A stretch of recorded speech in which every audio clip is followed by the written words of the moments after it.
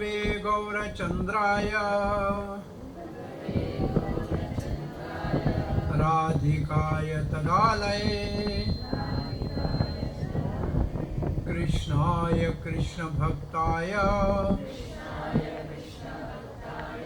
तद्भक्ताय नमो नमः। ओम नमो भगवते वासुदेवाय।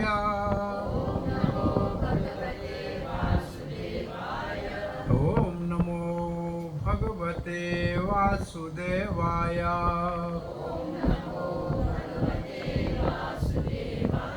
ओम नमो भगवते वासुदेवाय।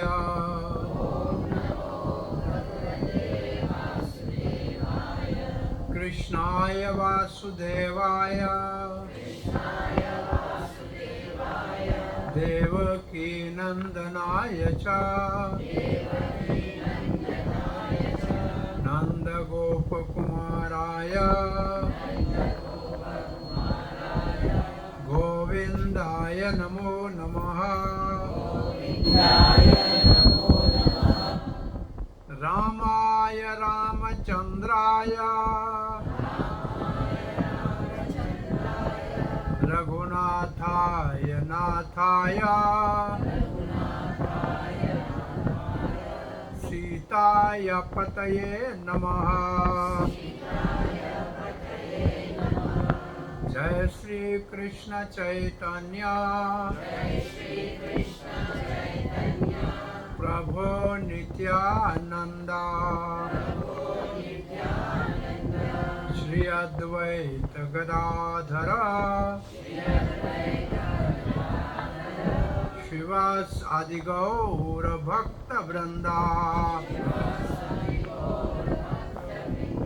हरे कृष्ण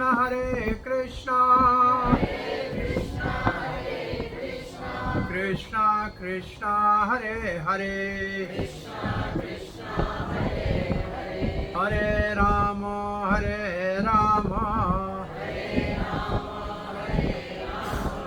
राम राम हरे हरे। हरे कृष्णा। नित्य किशोरी देवी और हमारे बहुत प्रिय और पुराने भक्त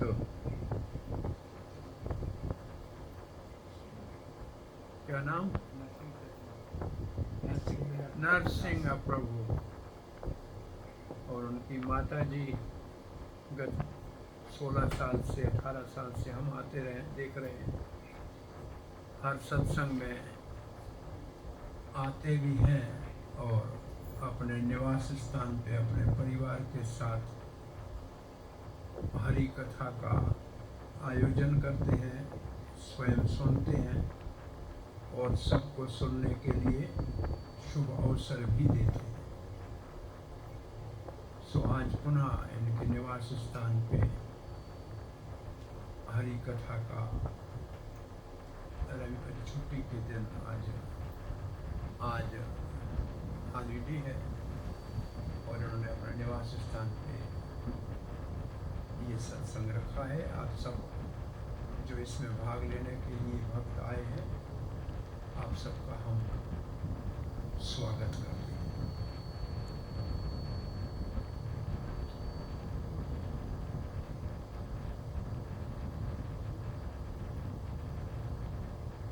अब एक प्रार्थना का मंत्र है रामायण के लिए, उसका उच्चारण कीजिए। वाल्मीकि गिरि संभूता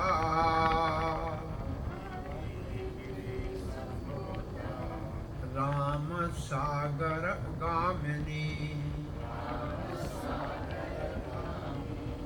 पुनाति भुवनं पुण्यं रामायण महानदी।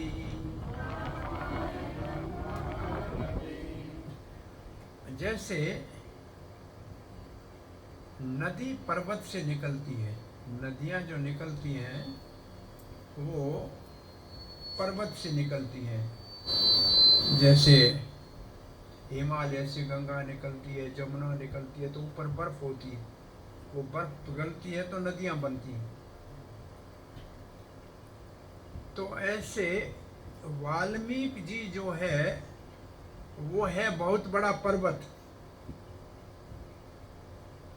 वाल्मीकि गिरि संभूता, गिरि कहते हैं पर्वत को। जैसे पार्वती का नाम है गिरजा, मतलब पर्वत की बेटी। तो हिमालय पर्वत है और उसकी बेटी है पार्वती, इसलिए उसे कहते हैं गिरजा। जैसे गिरि गोवर्धन, जो एक पर्वत है गोवर्धन, उसके आगे लगाते हैं गिरि। गिरि का मतलब पर्वत। कौन सा पर्वत? गोवर्धन पर्वत। गोवर्धन पर्वत का अर्थ है जो गायों की वृद्धि करे।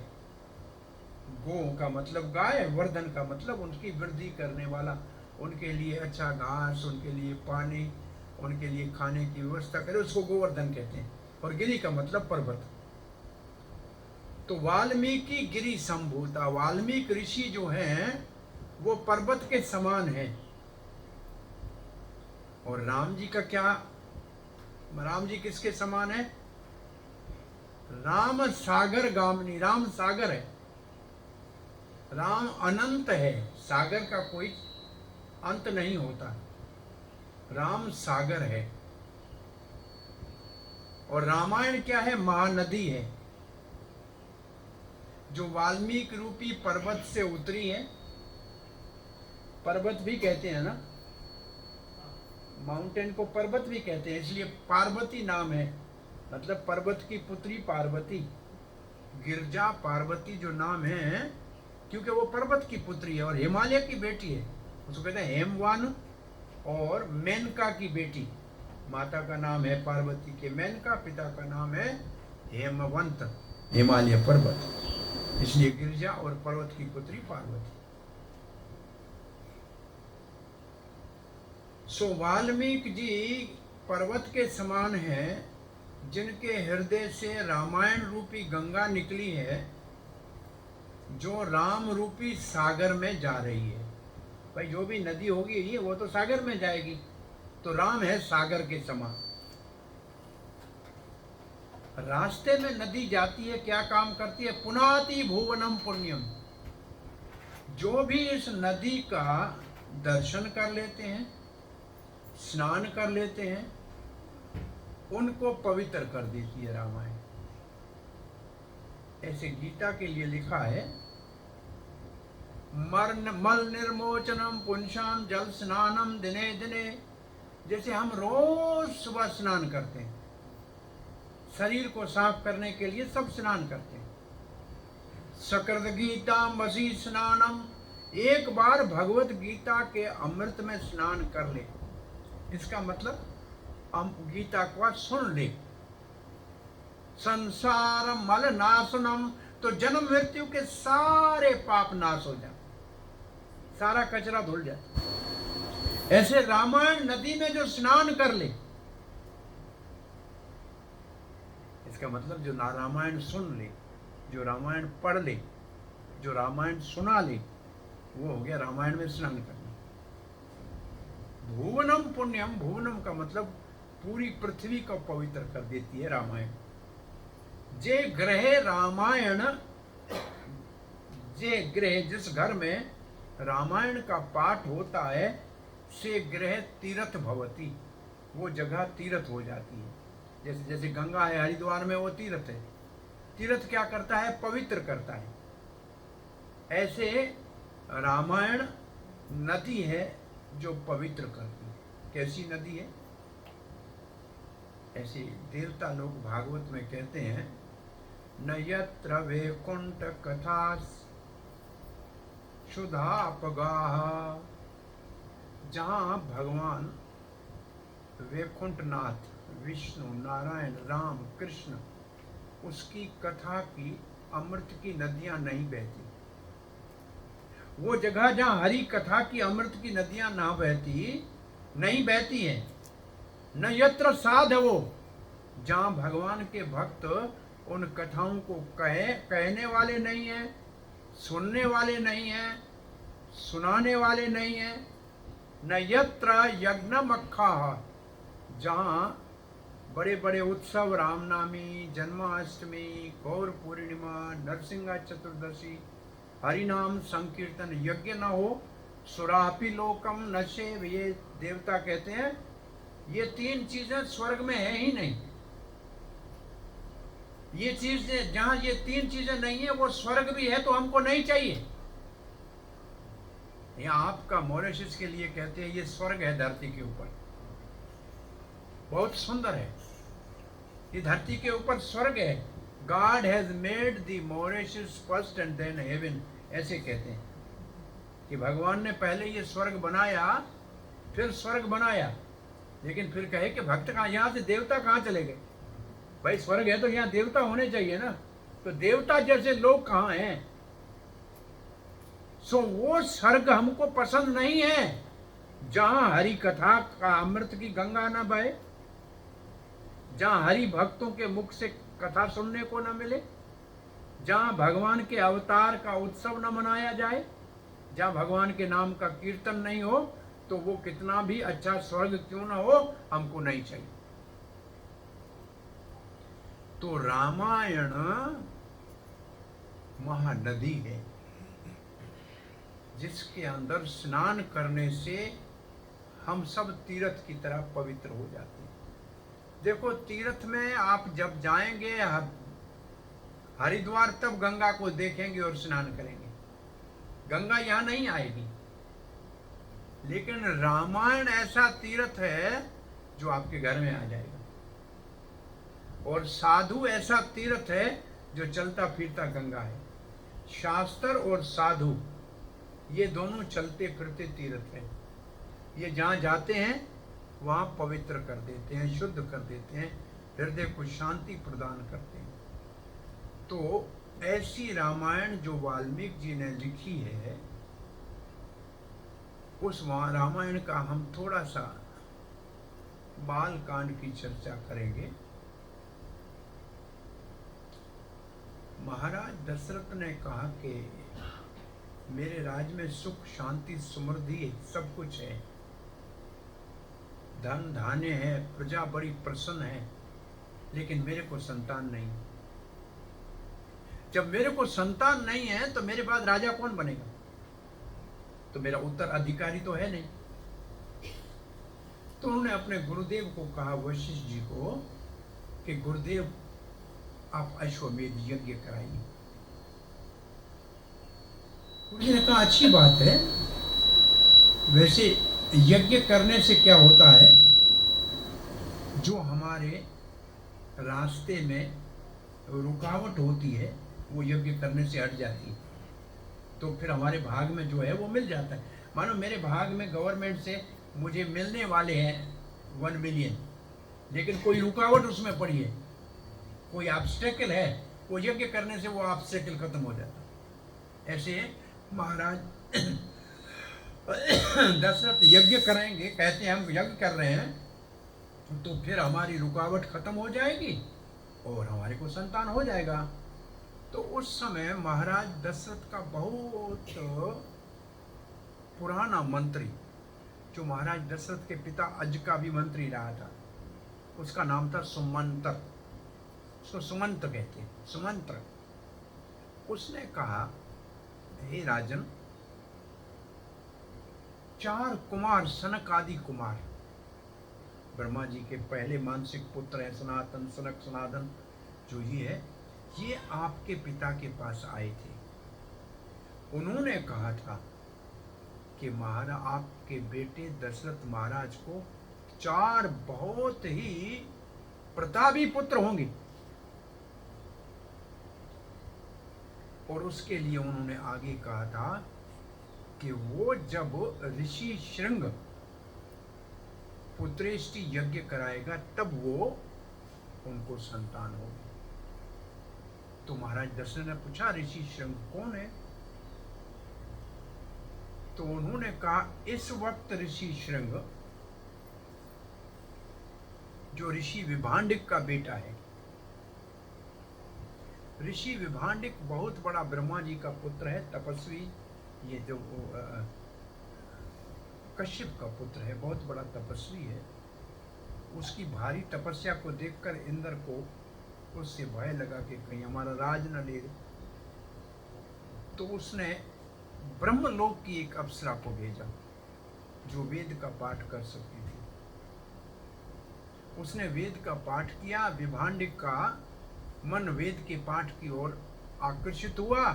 सामने उस अप्सरा को देखा। क्यों आई हो यहाँ? बोला महाराज शराब मत देना, मेरे को इंद्र ने भेजा है, आपकी तपस्या भंग करने आई हूं। सीधा कहा कि मैं कोई स्वर्ग की अप्सरा नहीं हूं, मैं ब्रह्मलोक से आई हूं। कुछ अप्सराएं स्वर्ग में होती हैं और एक अप्सरा जैसे उर्वशी है, वो भगवान नर नारायण ने बद्री का आश्रम में अपनी जांघ से, अपने शरीर से प्रकट की और कहा कामदेव ये इंद्र को उपहार गिफ्ट दे देना। और वो अप्सरा पुरर्वा के साथ विवाह किया, उसमें यदुवंश में भगवान श्री कृष्ण का अवतार हुआ। तो वो अप्सरा कोई स्त्री सामान्य धरती की नहीं थी, वो भगवान नारायण की जांघ से उत्पन्न हुई थी, पांव से उन्हें उत्पन्न की थी अपने। तो ऐसे कुछ अप्सराएं ब्रह्मलोक की होती, वो वेद मंत्र उच्चारण करती। लेकिन इंद्र ने उसको भेजा था, उसने कहा हम तो आए हैं आपका तप भंग करने। उसने कहा लो ये शक्ति, हो गया तेरा तप भंग मेरा, मुझे नहीं चाहिए इंद्र का राज। उसने कहा मैं कोई आपका संतान पैदा करने को थोड़ी आई हूं, मैं क्या करूं इस शक्ति को। तो एक हिरण वहां पानी पीने आया था नदी के पास। वो अप्सरा ने हिरण को कहा कि ऋषि की शक्ति को धारण करो और मैं देवलोक से आई हूं, इसका तत्काल पुत्र हो जाए। तो एक पुत्र हो गया, उसका नाम हो गया ऋषि शृंग। ये विभांडिक का पुत्र था। और विभांडिक का अर्थ होता है जिसके पास कोई बर्तन नहीं है, कोई पकाने के लिए कुछ नहीं है, फल फूल खाता है, वो विभांडिक हो गया। विभांडिक ने अपने बेटे को अपने आश्रम में रखा कि मेरे को इस अप्सरा ने मेरा तप भंग किया तो भविष्य में मेरे पुत्र को कोई स्त्री का मुंह नहीं दिखेगा। उसने कहा कि जहां मेरा आश्रम है वहां घोड़ा तो आ सकता है, घोड़ी नहीं लाना, पुरुष आ सकता है, स्त्री नहीं आ सकती। और आगे सुमंत्र बता रहे हैं कि महाराज दशरथ, आपकी एक पुत्री, महाराज दशरथ की एक पुत्री थी कौशल्या से, उसका नाम था शांता। उस पुत्री का विवाह किया था महाराज, पुत्री का विवाह नहीं, पुत्री को गोद में दिया था महाराज रोमपाद को। अंग देश के महाराज रोमपाद को दशरथ महाराज ने अपनी पुत्री शांता उसको अडॉप्टेड चाइल्ड करके गोद में दी। महाराज रोमपाद एक बार यज्ञ करा रहा था, ब्राह्मणों को बुलाया था। यज्ञ में जब ब्राह्मणों को दक्षिणा दे रहा था तो एक छोटा सा बहुत कास्टली बहुमूल्य हीरा हाथ में आया और सामने ब्राह्मण को देने का, भाई ये बहुत महंगा है, नहीं दूंगा। उसने वो रख दिया, एक मोटा सा इतना बड़ा हीरा दे दिया। ब्राह्मण समझ गया कि राजा दान देने में बेईमानी कर रहा है, चीटिंग कर रहा है। सब ब्राह्मणों ने कहा हम तो महाराज रोमपाद के राज में रहेंगे ही नहीं। सब ब्राह्मण चले गए राज छोड़ के। अब ब्राह्मण चले गए, यज्ञ नहीं हो, बरसात ना हो, अकाल हो गया। महाराज ने कहा अब क्या होगा। महाराज रोमपाद के मंत्रियों ने कहा महाराज ये ऋषि शृंग अगर आपके राज में चरण रखेगा तो वर्षा होगी। बोला ऋषि शृंग को लाओ। बोला ऋषि शृंग को कैसे लाए, कोई नहीं जाएगा, विभांडिक श्राप दे देगा। पूरे नगर में बताया जाओ जाओ ऋषि शृंग को कोई ले आए। बोला कोई नहीं जाएगा। तो कुछ नृत्य करने और गाने वाली जो राजा के राज में थी ना, उन्होंने कहा हमारे राज के हित के लिए हमारे को सुविधाएं दे, हम प्रयास करेंगे, कोशिश करेंगे कि हम ऋषि शृंग को अंग देश में ले आएं और महाराज रोमपाद की प्रजा को अकाल से बचाएं। तो कहा उन्होंने, महाराज हमको एक नाव बना दो, बड़ा जहाज जैसा, उसमें बगीचे हों और उसके अंदर रहने की जगहें हों। हम 5-6 जो स्त्रियां हैं नृत्य करने वाली, गाने वाली, हम ब्रह्मचारी के कपड़े पहन लेते हैं और हमें ऊपर के हमारे बाल जो हैं वो ऋषि कुमारों की तरह जुटाएं कर देती हैं और हम कोशिश करेंगी विभांडक के बेटे को लाने की। राजा ने कहा जो चाहिए इनको दे दो। अब ये नाव में ये स्त्रियां ब्रह्मचारी का वेश धारण कर लिया, पुरुष के वेश धारण कर लिया, जटाएं ऊपर बांध दी और विभांडक के आश्रम के पास नदी जो बह रही थी वहां जाके अपनी जहाज को लंगर लगा दी। देखा कि विभांडक जब जा रहा है बाहर लकड़ी लेने के लिए, फल फूल लेने के लिए, अकेला ऋषि शृंग बैठा है, तो ये वहां चली गई। लड़कियां चली गई, उसने कभी लड़कियां देखी नहीं थी। उसने कहा आओ साधु ब्रह्मचारी आओ, बैठो, पानी पियो। फिर फल कंदमूल लाया। कंदमूल का मतलब जो रूट है जंगल से निकलती हैं, ये स्त्रियां कभी खाई नहीं थी, खा नहीं पाई। इन्होंने कहा हमारे पास प्रसाद दूसरा होता है, आपको देती हैं, आप खा के देखो, आपको दे रहे हैं, आप खा लीजिए। इनके पास रसगुल्ला, गुलाब जामुन और ऐसे अच्छे अच्छे प्रसाद थे, वो ऋषि शृंग को खिलाए।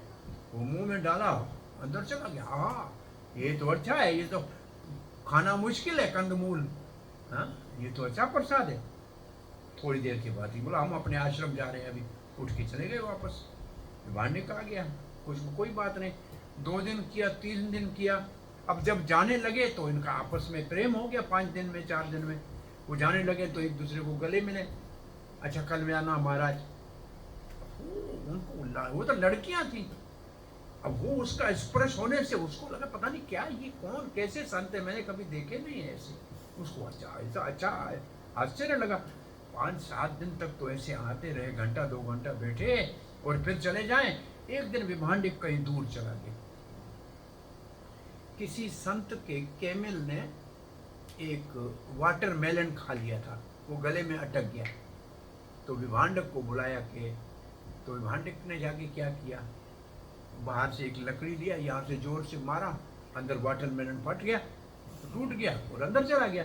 तो एक आदमी देख रहा था, ये डॉक्टरी बहुत आसान है, कहीं भी किसी को ऐसे गले में कुछ फंस जाए तो डंडा मारो। तो घर में कोई दादी थी बूढ़ी, उसको गला खराब हो गया, बोला कोई मेरे को इलाज करना आता है। बोला क्या करोगे, लाओ डंडा। मैंने देखा था, दादी मर गई। ऐसे ऐसे नेम हकीम खतराए जान कहते हैं, आधे समझदार से बचना चाहिए। एक आदमी खेत में काम कर रहा था, तो जो लोहे का कुल्हाड़ा था काटने वाला, वो गर्म हो गया। इसके दिमाग में आया कि इसको बुखार आ गया। चला गया डॉक्टर के पास। बोला डॉक्टर मेरे खेत के अंदर कुल्हाड़ा गर्म, बुखार हो गया। डॉक्टर ने कहा बेचारी जान समझता नहीं है। बोला ऐसे करो, इसको रस्सी में बांध के और ऐसे नदी में डुबा दो, बुखार उतर जाएगा। इसने क्या किया, कुल्हाड़े को रस्सी से बांधा और फिर से नदी में तो बाहर निकाला, बुखार उतर गया। अब दादी इसकी को बुखार घर में आया। कहा डॉक्टर के पास कोई नहीं कर रहा है, रस्सी में गली में रस्सी बांधो, नदी में 2-3-4 बार डुबाओ, बुखार उतर जाए। अब दादी को 2-3 बार नदी में रस्सी गले में डाल, दादी का बुखार के दादी ही चली गई। तो ये बीमारी का इलाज ठीक नहीं है। विभांडक तो गुलाम का इलाज करने गए, ये जाके कहते हैं ऋषि शृंग को, आज हम अपने आश्रम को यहाँ से लेके दूसरी जगह जाएंगे। बोला आप आते हैं रोज, अच्छा लगता है, आप जा रहे हैं, मैं आपके साथ चलूंगा। बोला आप साथ चलना है तो आइए, बैठिए हमारे जहाज में। वो पानी के जहाज में उसको बिठाया, ऋषि शृंग को लेके, जैसे रोमपाद के राज में ऋषि शृंग ने चरण रखे, बरसात होने लगी। बरसात हो गई। ऋषि शृंग को महाराज रोमपाद ने कहा महाराज हमारे यहाँ देश में सब प्रजा मर रही थी, भूखी, सूखा पड़ गया था, आप आ गए, अब आप ऐसे करें, ये मेरी बेटी है शांता, इसके साथ विवाह करें, हमारे कोई पुत्र नहीं है, आप हमारे पुत्र बन जाइए। और ऋषि शृंग का विवाह भी हो गया शांता के साथ। और राजा तो राजनीतिक था, वो पॉलिटिक्स को जानता था कि विभांडिक आएगा शराब दे देगा। उसने क्या किया, सब जगह बड़े बड़े बोर्ड लगा दिए, ये ऋषि श्रृंग नगर, ये विभांडिक मार्ग है, ये ऋषि श्रृंग का मार्केट है, जहाँ जहाँ जाए तो अपना नाम देखे और श्रृंग का राम देखे। तो आश्चर्य लगा, पहुंचा राजा के पास, राजा ने प्रणाम किया, बोलो महाराज हमारे राज में अकाल हो गया था, आपके बेटे के चरणों पड़ने से सारी प्रजा का जीवन बच गया है और मेरे को कोई उत्तराधिकारी भी नहीं था, मेरा राज कौन संभालेगा, इसलिए आपके बेटे को हमने यहाँ विवाह कर दिया है, अब आप आशीर्वाद दें। कहा ठीक है, अब विवाह कर लिया है तो इसको संतान उत्पन्न हो, आपको अपने राज के लिए पुत्र प्राप्त हो जाए, मेरे बेटे को वापस भेज देना। अच्छी बात है महाराज, ठीक है, शांत हो जाए। अब सुमंत्र कहते हैं महाराज दशरथ, वो ऋषि श्रृंग आपकी बेटी शांता का पति है, रोमपाद के राज में रह रहा है, आप जाके उसको बुला के आइए।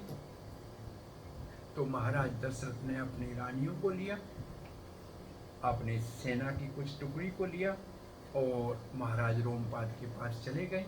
महाराज ने तो मित्र थे, आतिथ्य किया, स्वागत किया, सुख से रहे, प्रसाद खाया और पूछा महाराज क्या सेवा करें। बोला आपके यहाँ जो ऋषि श्रृंग है ना, इससे पुत्रेष्टि यज्ञ हमें कराना है, हमें संतान नहीं है। सनक आदि ऋषियों ने हमारे पिताजी को कहा था कि ऋषि श्रृंग जब यज्ञ करेगा तो दशरथ को संतान हो। ऋषि श्रृंग ने कहा हाँ अभी तक मेरे पास कुछ समय है, अभी मेरे घर में संतान होने में समय है, मैं चल सकता हूँ और मैं यज्ञ करा सकता हूँ। तो महाराज दशरथ वहाँ रोमपाद के राज से ऋषि श्रृंग को लेके अयोध्या आए। एक तरफ विश्वामित्र जी अश्वमेध यज्ञ अन्य ऋषियों के साथ कर रहे थे,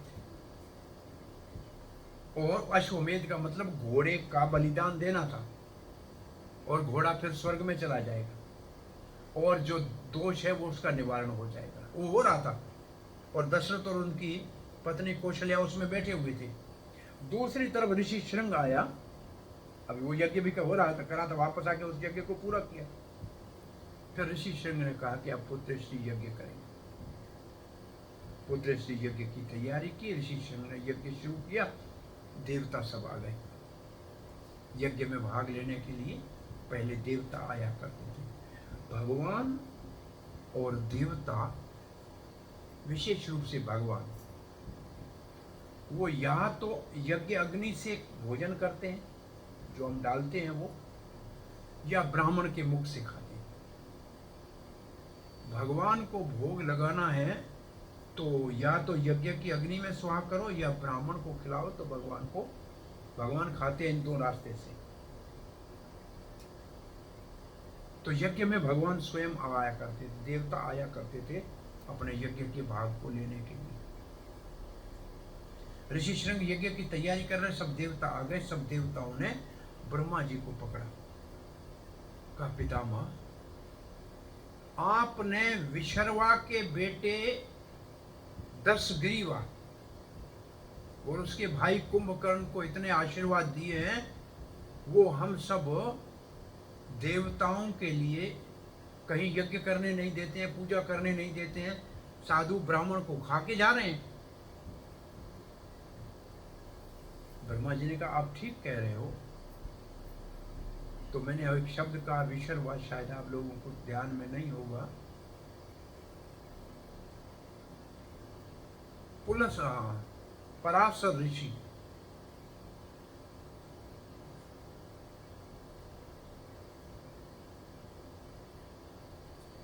पुलस्त का पोता है।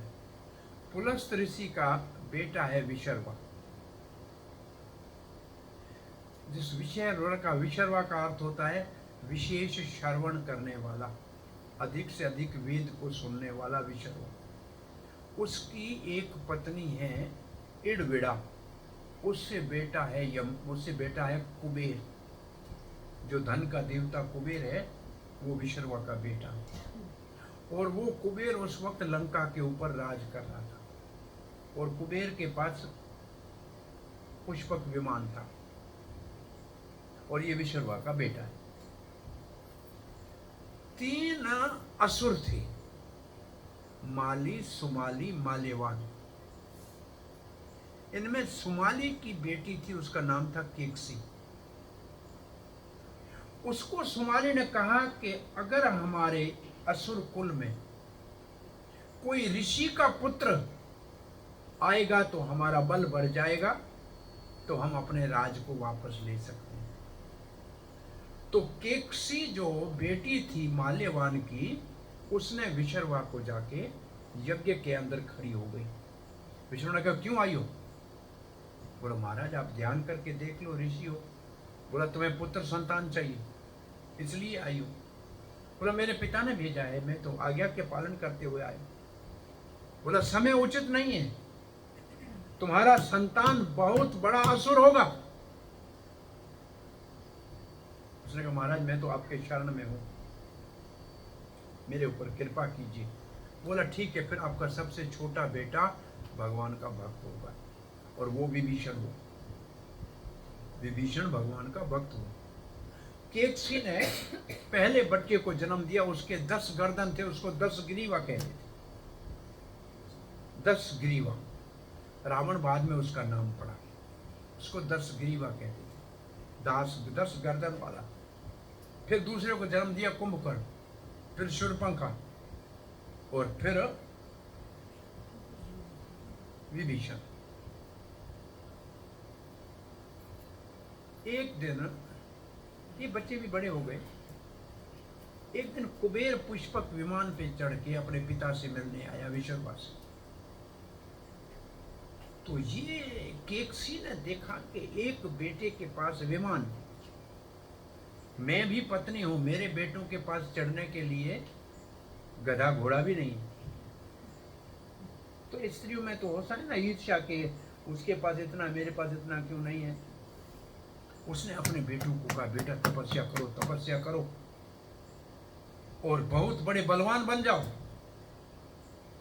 तो ये चारों, 3 भाई 1 बहन, गोकर्ण नाम का एक स्थान है दक्षिण भारत में, गोकर्ण कहते हैं, वहां जाके घोर तपस्या की। रावण रोज अपना गर्दन काट के स्वाहा। अंतिम गर्दन जब बचा तो ब्रह्मा जी प्रकट हुए, कहा हे पुलस्त के पुत्र, विशर्वा के पुत्र, तुम्हारी तपस्या से हम संतुष्ट हुए, क्या चाहिए मांग लो वर। रावण ने कहा आपके बनाए हुए किसी असुर से, किसी दानव से, किसी दैत्य से, किसी राक्षस से मेरी मृत्यु नहीं हो। ब्रह्मा जी ने कहा तथास्तु, मैं रूप बदल सकूं, तथास्तु बदल सकोगे। और फिर रावण ने अपने आप कह दिया अरे वानर और मानव मेरा क्या बिगाड़ेगा, तुच्छ है, उसकी मुझे परवाह नहीं। गलती हो गई रावण से। उसने कह दिया कि मुझे वानर से और मानव के कोई चिंता नहीं हो, मेरा क्या बिगाड़ेगा, मच्छर है, कुछ नहीं कर सकता मुझसे। कुंभकर्ण जब वरदान मांगने के लिए मुंह खोलने वाला था तो ब्रह्मा जी को देवताओं ने कहा महाराज ध्यान रखना, बिना वरदान के सुबह सुबह 50 ऋषि खा जाता है नाश्ते में, दोपहर में 100 खा जाता है ऋषि।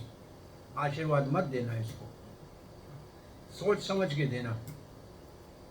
तो ब्रह्मा जी ने सरस्वती को बुला के कहा ऐसे करो, जाके कुंभकर्ण जब वरदान मांगे ना उसकी जबान के ऊपर बैठ के देवताओं के भले के लिए कुछ बुलवाना। कुंभकर्ण कहता हे पितामह मेरे को वरदान दो, वरदान दो, क्या चाहिए? मैं सोता रहूं, तथास्तु। कुंभकर्ण ने ये वरदान मांगा कि मैं सोता रहूं। अब यही तो देवताओं को खुश है, अब तो जितने दिन 6 महीने सोएगा किसी को खाएगा तो नहीं। शूर्पणखा ने वरदान मांगा मैं रूप बदल सकूं, मैं आकाश मार्ग से उड़ सकूं, ठीक है जाओ। विभीषण ने कहा मैं आपके शरणों में प्रणाम करता हूं, हे ब्रह्मा मुझे भगवान की भक्ति दो। ये सब वापस घर आए। अब नाना जी आ गए, तीनों नाना, माल्यवान, सुमाली और माली सुमाली और माल्यवान, ये माल्यवान नाना रावण का मंत्री था। तीनों ने कहा बेटा दशग्रीवा, ये लंका हम असुरों का राजधानी थी, देवताओं ने हमसे छीन ली। अब आपके पास शक्ति है, ब्रह्मा जी का तपस्या करके वरदान मिला है, आपको कोई नहीं मार सकता। हम आपको लंका का राजा बनाते तो आप लंकेश हो। दशग्रीवा कहता है वहां मेरा भाई कुबेर राज करता है, मेरे बाप का बेटा है। असुर कहते हैं देखो, एक कश्यप पिता है, उसकी एक पत्नी दिति है, उसके बेटे दैत्य है, और दूसरी पत्नी आदित्य, उसके बेटे देवता है। सदा आपस में लड़ते रहते हैं। ये तो संसार में देवता और असुरों की लड़ाई चलती रहती है, और दोनों एक ही पिता माता के बेटे, एक ही माता पिता है दोनों का। भाई दोनों कश्यप के बेटे, दोनों आदित्य और दिति के बेटे, तो ये कोई भाई नहीं होता है। अब रावण का नाम बाद में होगा, बताएंगे आपको। जाके कहा कुबेर को राजधानी छोड़ो हमारी। कुबेर ने अपने पिता विश्वकर्मा से कहा कि ऐसे भाई आया था और हमारे को कहता था राजधानी छोड़ो। विश्वकर्मा ने कहा उस वक्त उसको तपस्या के कारण बल भी है और अहंकार भी है, लड़ाई करना उचित नहीं है बेटा, तुम लंका को छोड़ के गंधमादन पर्वत पे चले जाओ। तो कुबेर का अब राज गंधमादन पर्वत पे हो। कुबेर लंका छोड़ दिया, और जाते समय जब विमान में जा रहा था तो दशरथ का वहां विमान छोड़ के जाओ, अब तुम्हारा नहीं है। वो पुष्प विमान भी उससे ले लिए। अब रावण चढ़ के पुष्प विमान के ऊपर चढ़ गया, आकाश मार्ग में मंत्रियों को साथ लिया, पहले सीधा कैलाश पर्वत के पास गया। वहां नंदी वानर के रूप में खड़ा था, नंदी वानर के रूप में खड़ा था, और रावण ने जाके हिमालय को हिलाया, ऐसे हाथ नीचे डाला। नंदी ने कहा ऊपर हमारे स्वामी शंकर है, पार्वती है, अब मत करो ऐसे। रावण को क्रोध आया, ए वानर, हमारे से झगड़ता है, मार दूंगा। नंदी को क्रोध आया, बोला तुम वानर कहता है, हम शराप देते हैं तेरे वंश का विनाश वानर करेंगे। ये रावण को पहला श्राप मिला। हिलाया पर्वत को, पार्वती शंकर की छाती पे गिरी। शंकर जी को क्रोध आया, उल्टे पांव के अंगूठे से हिमालय को दबाया। दशग्रीवा का हाथ नीचे दब गया। चिल्लाया रावण, ओ रोया। आकाश में वो देवताओं तक आवाज गया। तो बोला कौन रो रहा है, कौन रो रहा है? रावण कौन है? रावण का मतलब रोने वाला और दूसरों को रुलाने वाला। जो स्वयं रोए और दूसरों को रुलाए उसको कहते हैं रावण। अब इसका नाम हो गया रावण। यहां से एक श्राप हो गया। ये रावण आगे चला। हिमालय के ऊपर एक स्त्री, उसका नाम था वेदवती, उसकी जटाएं बंध गई थी, बाल कटे हो गए थे, तपस्या कर रही थी। रावण ने कहा पुष्पक विमान से उतर के, हे सुंदर कन्या, किसके लिए तपस्या कर रही हो? उसने कहा मुझे पति के रूप में विष्णु चाहिए। मेरे पिता ने कहा है विष्णु को पति को प्राप्त करना, इसलिए तो। बोला विष्णु क्या करेगा, मैं लंकेश हूं, मुझसे विवाह करो। और इतना कहने के बाद रावण ने उसके बालों को पकड़ा, जो जटा को पकड़ा, और उसको पकड़ा। उस समय उस तपस्वी वेदवती ने अपने सीधे हाथ को तलवार जैसे बना के अपनी जटा को काट दिया। रावण के हाथ में जटा आई। कहा दुष्ट, तुमने मेरी जटाओं को, केश को हाथ लगाया है, अब मैं ये शरीर नहीं रखूंगी, लेकिन मैं तुम्हारे विनाश का कारण बनूंगी। ये वेदवती महाराज जनक जब हल चला रहे थे सोने का यज्ञ के लिए, तो बर्तन के अंदर से निकली, और वो फिर जानकी के रूप में वहां जनक के पास रही। और ये वेदवती है जिसको रावण उठा के जाएगा, और वही रावण के विनाश का कारण हुई। और रावण फिर यहाँ से आगे चला। अर्णव नाम का राजा था, अयोध्या के ऊपर राज करता था। उसके ऊपर आक्रमण किया।